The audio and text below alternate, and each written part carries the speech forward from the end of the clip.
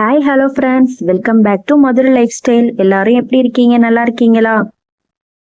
இன்னைக்கு நம்ம மேகி கூட வெஜிடபிள்ஸ், எக் அண்ட் சீஸ் சேர்த்த ஒரு எம்மியான டேஸ்ட்ல மேகி நூடுல்ஸ் ரெசிபி தான் நான் இன்னைக்கு பண்ண போறேன். வாங்க பார்க்கலாம் எப்படி செய்யலான்னு.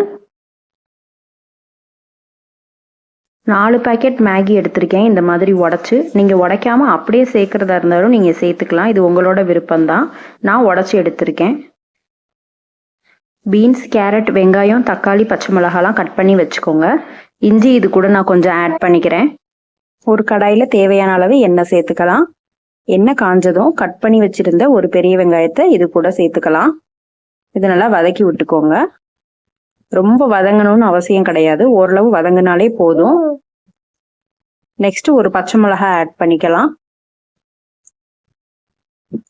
இதையும் நல்லா வதக்கி விட்டுக்கலாம்.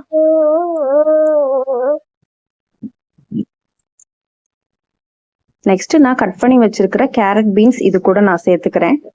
நான் எப்போதுமே கேரட், பீன்ஸ் இந்த மாதிரி நிறைய சேர்த்துக்கிருவேன் மேகி செய்யும் போது. மேகி அடிக்கடி நான் பண்ணித்தர மாட்டேன், எப்பயாவது ஒரு தடவை தான் பண்ணுவேன். அதுலயும் இந்த மாதிரி காய்கறிங்க நிறைய சேர்த்து தான் நான் பண்ணி தருவேன்.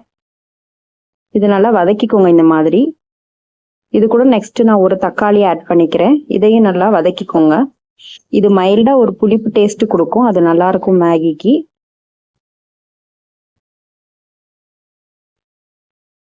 இது கூட கொஞ்சமா நான் இஞ்சி பூண்டு பேஸ்ட் சேர்த்துக்கிறேன். சின்ன ஸ்பூனா இருந்ததுன்னா 1 டேபிள் ஸ்பூன் போடுங்க போதும். நல்லா இந்த காய்கறியோட நல்லா வதக்கி விட்டுக்கோங்க. இஞ்சி பச்சை வாடை போற வரைக்கும் வதக்கிக்கோங்க. சிம்ல வச்சுக்கோங்க அடுப்பை. நெக்ஸ்ட் மேகி மசாலா எடுத்து வச்சிருக்கோம், அதை சேர்த்துக்கிறேன்.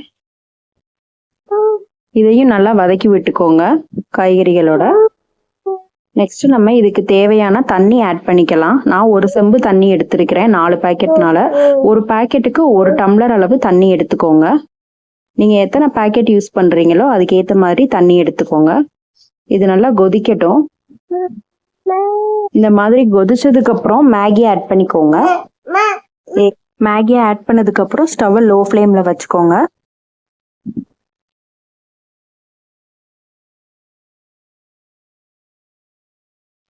இந்த மாதிரி கலந்து விட்டதுக்கு அப்புறம் சிம்லே குக் ஆகட்டும்.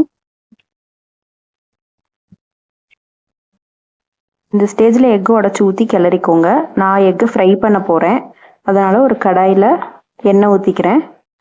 எனக்கு எக் ஸ்மெல் அது கூட மிக்ஸ் பண்ணும்போது பிடிக்காது, அதனால இந்த மாதிரி நான் எப்போதும் பொரிச்சு தான் அதில் ஆட் பண்ணிக்கிருவேன். ஒரு எக் நான் எடுத்திருக்கேன். கொஞ்சமா சால்ட், பெப்பர்லாம் ஆட் பண்ணிக்கோங்க. சால்ட் ரொம்ப போடாதீங்க, மேகியில் ஏற்கனவே பவுடரில் சால்ட் இருக்கும், இதில் அதிகமாக சேர்த்துறாதீங்க. பெப்பர் ஆட் பண்ணிக்கலாம். நல்லா பொரியட்டும். எக்கை பொரிச்சு எடுத்தாச்சு.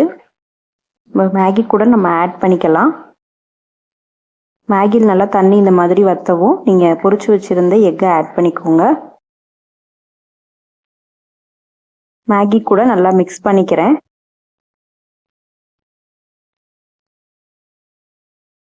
நெக்ஸ்ட் நான் துருவி வச்சிருந்த சீஸை ஆட் பண்ணிக்கிறேன். ஸ்டவ்வை ஆஃப் பண்ணிக்கலாம். இந்த ஹீட்லேயே சீஸ்லாம் நல்லா அப்படியே மேலே மெல்ட் ஆகி வந்துடும். நமக்கு இப்போ மேகி ரெடி ஆயிருச்சு, சர்வ் பண்ணிக்கலாம். நான் செஞ்ச இந்த மெத்தடில் நீங்களும் ஒரு டைம் உங்கள் வீட்டில் இந்த மாதிரி செஞ்சு பாருங்கள். எப்படி இருந்துச்சுன்னு எனக்கு கமெண்ட்ஸில் சொல்லுங்கள் ஃப்ரெண்ட்ஸ். என்னோட சேனலுக்கு மறக்காமல் சப்ஸ்கிரைப் பண்ணுங்கள்.